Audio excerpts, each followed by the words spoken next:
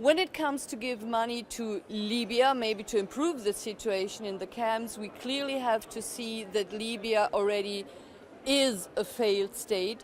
There is no kind of a government, and all organizations that are still there, including the Border Coast Guard, are to some extent undergone or are misused by some smugglers or criminal gangs. So we have to be very careful whom to give money or find other ways to support NGOs and refugees, but also to give new possibilities for work and employment for own Libyan citizens. That's not easy.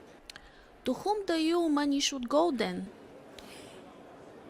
So at least we should not give the money directly to anybody staying in Libya, because there is always the danger that if you give whomever the money, the NGOs, the citizens, the communities, that smugglers and criminal gangs will step up and say, at least you have to give some amount of the money to me or we will create some trouble.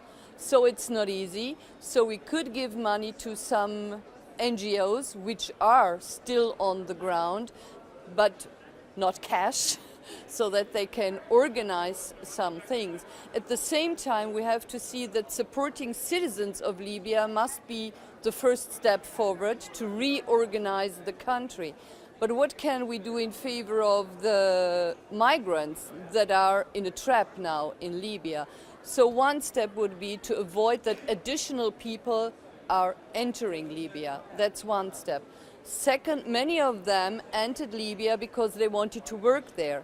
So we have to cooperate with European countries, but also with third countries around Libya to check if those people can be taken out of the country to have some safe places and places for work within that region, but outside Libya. You said to give money to the NGOs, but you probably heard the reports that some NGOs are actually working with the smugglers. There are ongoing investigations in Italy on the matter. That's what I said. Giving them money, there is always a danger that in their willingness to do something good for citizens and for refugees, they have to comply to some extent with smugglers because there is no other form of organization. There is no public authority. There is no government. So if smugglers step up to you and say, or criminals, and say, give me the money, or otherwise we will do some violent attacks, you of course have to give them the money.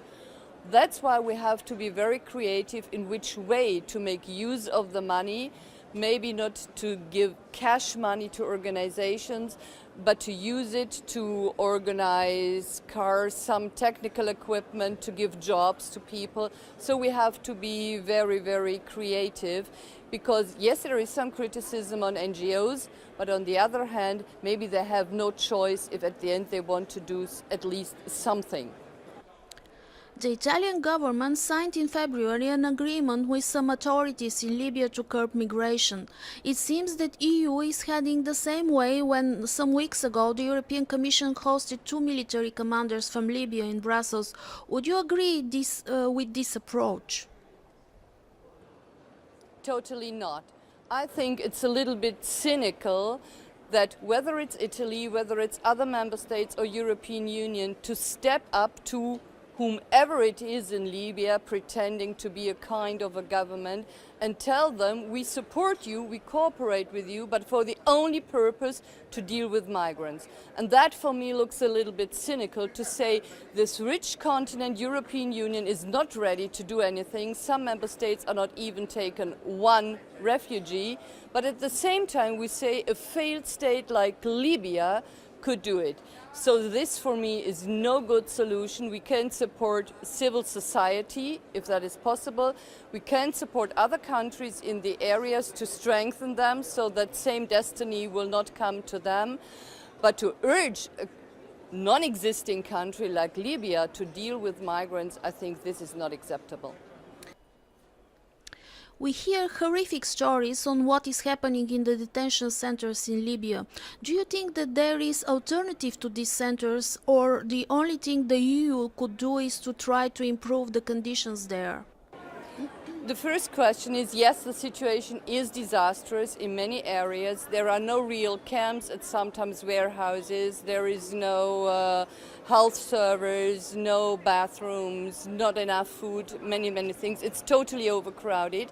So the question is, do we have an opportunity and a chance to create real camps, good organized camps, and can we ensure they are run by well-organized NGOs or whomever, by some citizens in Libya, or are we running danger that they will be organized by criminal gangs? So the first step, once again, is to ensure we are strengthening a little bit civil society, then to find out where might be the areas where criminal gangs are not highly presented so that we can organize other camps.